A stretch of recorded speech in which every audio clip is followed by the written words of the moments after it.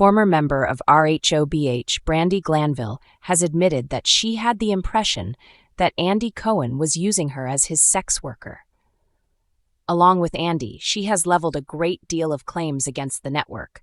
For the time being, she is elaborating on the actions that she claims he coerced her into taking. To be more specific, what was it that Andy wanted from the former model? Continue reading for further information. Rhobh was a place where Brandi Glanville added a lot of spice and harsh language for a number of seasons. She did not apologize for being who she was, and her admirers either loved or loathed her entirely. She eventually left the show, but she came back as a guest star later on. The most significant event that occurred was when Brandi returned in season 10 and admitted that she and Denise Richards had been intimate with each other. It was a game changer for the series, and it even led to Denise leaving, or at the very least, she was a culprit. As a result of Brandi's appearance on RHUT Season 2 in the Berkshires, Marco, the butler, filed a lawsuit against Bravo. He had the impression that the women, notably Brandi and Phaedra Parks, were not proper for him to be around. Despite the fact that Marco, a hired actor, never voiced any complaints, Brandi insisted that everyone did as they were told. After that, she returned for the original 4th installment, which was set in Morocco. However, she found herself in a significant amount of trouble after it was alleged that she had sexually harassed her co-star, Caroline Manzo. Manzo filed a lawsuit against Bravo and other individuals, but not against Brandi. Due to the stress that she had as a result of her name being dragged into the Manzo controversy, Brandi experienced financial loss and became physically ill. Now that she has more to say, Brandi has expressed her desire to file a lawsuit against both Andy Cohen and Bravo. She believes that she was utilized as a sex worker for Andy and that she was urged to date other Bravo-lebs, as reported by Page 6. It is not the first time that Brandi Glanville has accused him of sexual harassment. However, this accusation goes even farther. She is now asserting that he wanted for her to date the males that he appeared to believe he was unable to date owing to his sexual orientation. I believe that Andy wants me to take control of and establish dominance over the individuals that he is unable to do so because they are straight. This makes me seem like his little sex worker, but I'm not. I'm sorry about that. I am a mother of 2 children. Over the course of my whole life, I have been in 2 long-term relationships. What he has envisioned me to be in his mind is not who I am. In addition to this, Brandi was in possession of evidence that demonstrated that this had been going on for a considerable amount of time. It would appear that the persona she presented on Real Housewives of Beverly Hills was not her true self while she was not on the show. We have receipts for her. It is not true that Brandi Glanville made the claims without first obtaining the receipts. In order to demonstrate her position, she provided evidence in the form of messages and emails that she had exchanged with Andy Cohen. She stated, "I've been dealing with very sexually explicit texts and emails for over a decade with none of them being jokes. After all, why not make your voice heard?" In her opinion, there was a possibility that her future with the network or in reality television could be in peril. She stated, "I had to act as if I wasn't bothered by it, because what if I said, 'You're disgusting'? You believe that I would ever get another job? Or should we say, FK off? I would not be able to survive in that situation." Andy's stage manager and Austin Kroll, who is known for her role in the television show Southern Charm, were among the individuals who he wanted Brandi to shoot her shot with. Because she and Andy were not friends, she felt that it was wrong for him to do this, and she wants the entire world to be aware of what he is capable of with his life. Is it possible that Andy actually carried out this action? And if so, do you believe that his intentions were malicious? In the comments section below, please share your ideas with us. When Brandi Glanville stepped into the Bravo ecosystem more than a decade ago, she never imagined her most intimate interactions would one day be dissected under the harsh glare of tabloids. As a friend on the Real Housewives of Beverly Hills, Brandi built a reputation on sizzling one-liners, willingness to bear her flaws, and a knack for stirring the pot. Behind the scenes, though, another narrative quietly unfolded, one in which she alleges that Bravo's most powerful man, Andy Cohen, crossed a boundary so unsettling that she likened herself to his personal sex worker. And thus a combustible story was born. By mid-2024, Brandi's public persona had pivoted from outspoken model-turned-reality star to a whistleblower exposing alleged abuse of power. In a bombshell interview, she claimed Cohen pimped her out to other Bravo celebrities, pressured her to sleep with colleagues, and weaponized his producer-talent relationship against her. Describing the feeling with a sharp, indelible image, Brandi said she often felt like his little sex worker, an admission that lit the reality TV world ablaze, the Sun page 6. The once unquestioned kingmaker. Few executives have shaped reality television as indelibly as Andy Cohen. Rising through the Bravo ranks, he morphed Watch What Happens Live into an appointment-viewing vehicle and became the face, and sometimes the scapegoat, of the Housewives empire. His influence extends far beyond on-camera banter. He greenlights storylines, mediates cast chemistry, and wields the ultimate yes or no on casting decisions. To talent, he can seem both mentor and gatekeeper, offering access while underscoring the precarious balance between opportunity and exploitation. Wikipedia. Brandi's account paints Cohen not merely as a TV impresario, but as a puppeteer who allegedly encouraged her to hook up with others to advance her profile. According to texts and emails Brandi later shared, he suggested she cozy up to Bravo staffers, among them a stage manager and even Southern Charm star Austin Kroll, as though she were another asset to deploy for ratings and network relationships, a fact pattern she equated to being pimped, and hence the sex worker analogy took shape. Page 6. It was disgusting, she said. In her U.S. Sun interview, Brandi recounted reading certain messages late at night, her heart sinking as she realized the implicit expectations placed upon her. He'd write, "You'd be great with Austin. Go give him a call," or "Why don't you have a drink with our stage manager?" she said. The messages, she recalled, were never framed as friendly suggestions but rather as directives that carried unstated consequences for her standing at Bravo. Disobey, she feared, and risk being written off in favor of someone more agreeable, a prospect that made the environment feel coercive, not collaborative, the Sun. As Brandi shared her side of the story, she also described a moment when Cohen purportedly invited her to watch him and a colleague engage in sexual activity via FaceTime. "I was mortified, disgusted," she said, recalling how images flashed on her screen and how helpless she felt to refuse without repercussion. It was, as Brandi put it, an abuse of power that plumbed the depths of unprofessionalism and objectification. People.com. A crisis in power dynamics. Reality TV set designs, producer manipulations, and skillful editing craft narratives that blur the lines between authenticity and performance.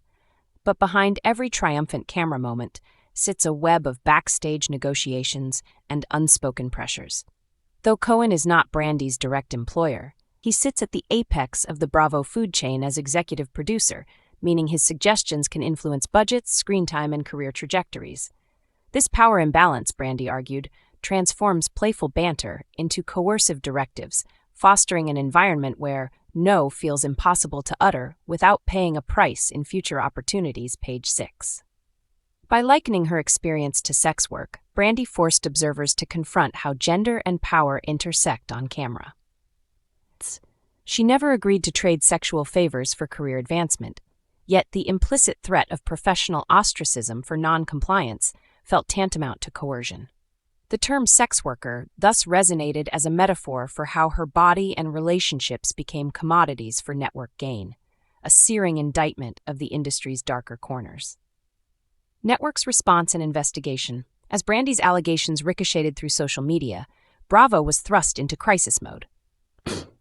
An internal probe, later described in Entertainment Weekly, found the claims unsubstantiated, prompting Cohen to deny wrongdoing and insist any impropriety was meant in jest, an assertion echoed by network statements defending the value of the platform he provides to talentew.com. Cohen himself apologized for the FaceTime incident, calling it a misjudged joke and expressing regret for any distress caused, though he did not address the broader pimping claims directly. People.com. Critics of the investigation pointed out its potential conflicts of interest. Bravo employs Cohen, and the network stands to lose face if its flagship host were publicly implicated. To many observers, a truly independent review seemed the only path to justice, yet no external audit ever materialized. The absence of verifiable findings left Brandi's narrative unconvinced by official denials and fueled her pursuit of legal recourse. Allies, skeptics, and industry whispers within the housewives community, some offered sympathy privately while stopping short of public endorsements. A handful of former cast members, including Nene Leakes and Bethany Frankel, had previously expressed their own grievances with Cohen's on-set demeanor. Yet when it came to Brandi's sex worker bombshell, many tiptoed, unsure whether the industry would rally or retreat into protective silence. Media insiders speculated that other Bravo talent had seen their own messages or interactions repurposed by Cohen for network drama, though few would speak on record. Still, the pervasive uncertainty about where demands ended and suggestions began left many stars reluctant to share stage or soundstage space with him unless adequately shielded by contracts and legal representatives. The toll on Brandi's career and well-being. For Brandi, the fallout was as personal as it was professional. She spoke candidly of sleepless nights, anxiety attacks, and a pervasive sense of betrayal by an industry she once loved.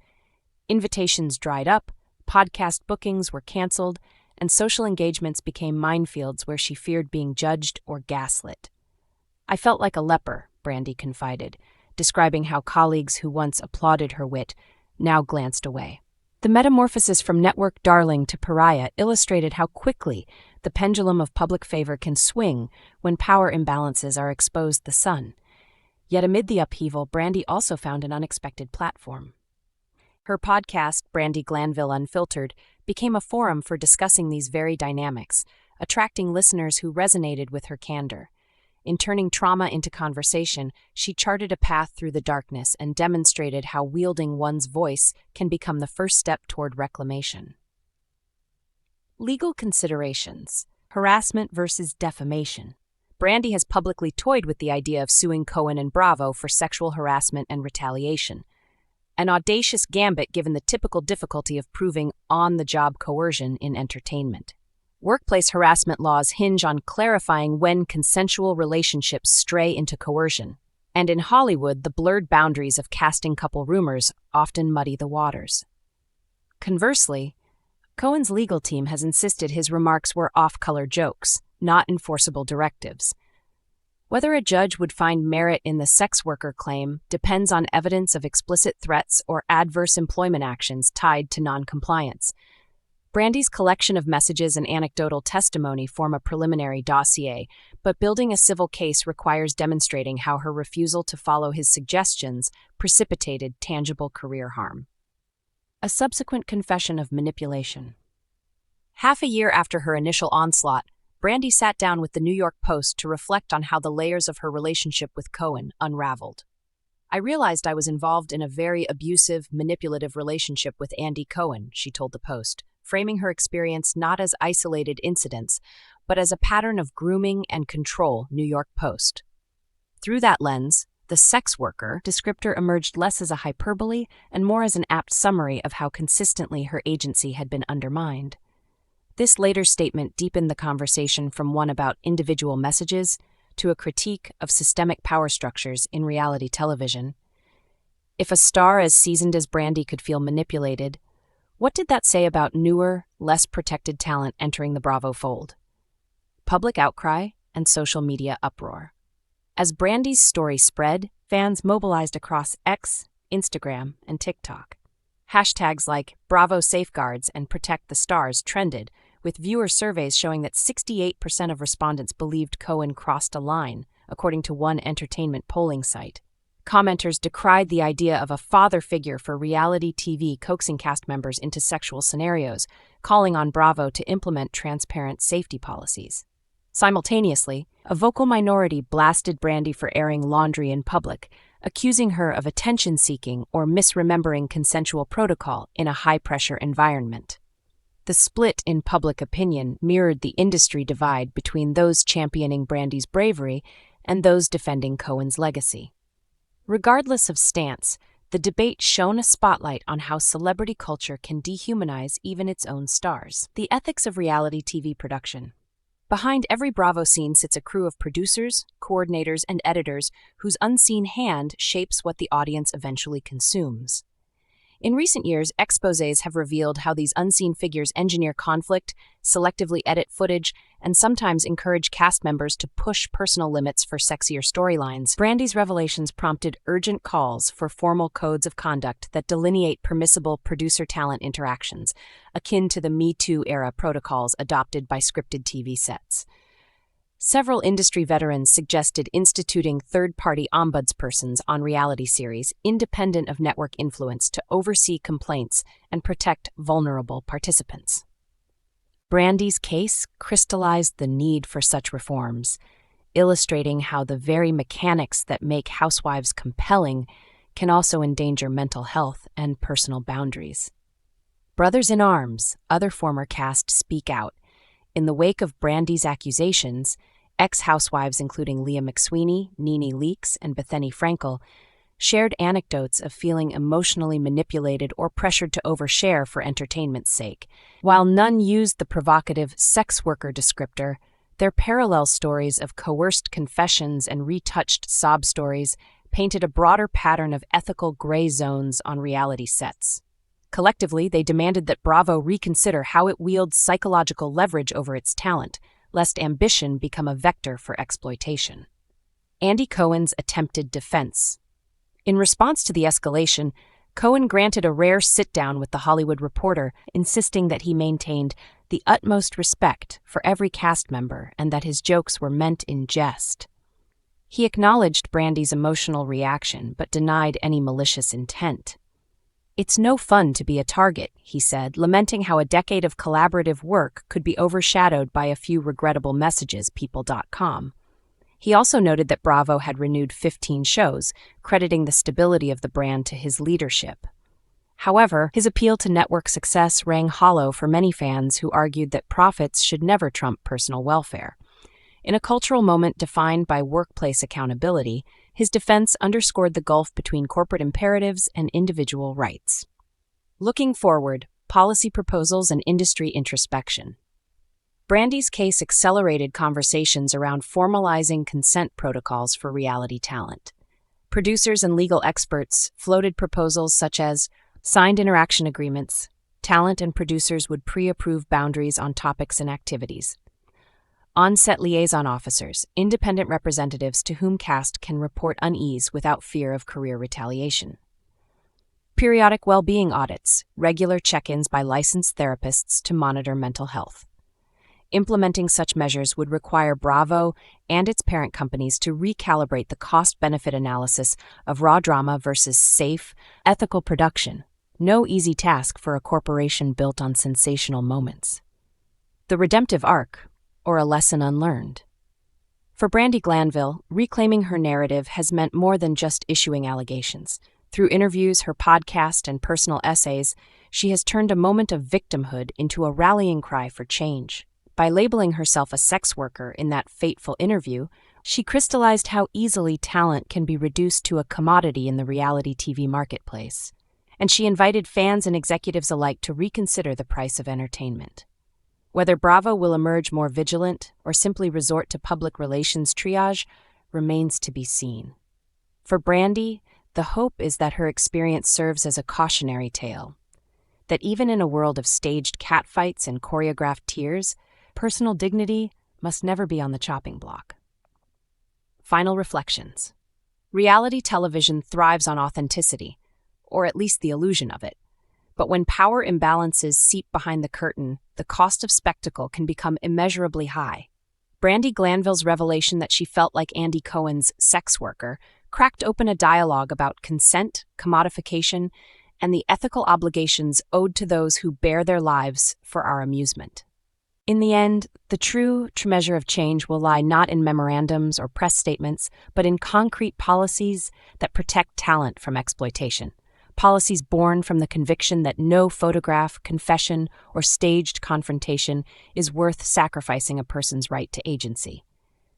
If that lesson takes root, Brandi's brave, searing metaphor may prove less an indictment of a singular relationship and more a spark for an industry-wide overhaul, one that honors both the drama and the dignity of reality television's most vulnerable players.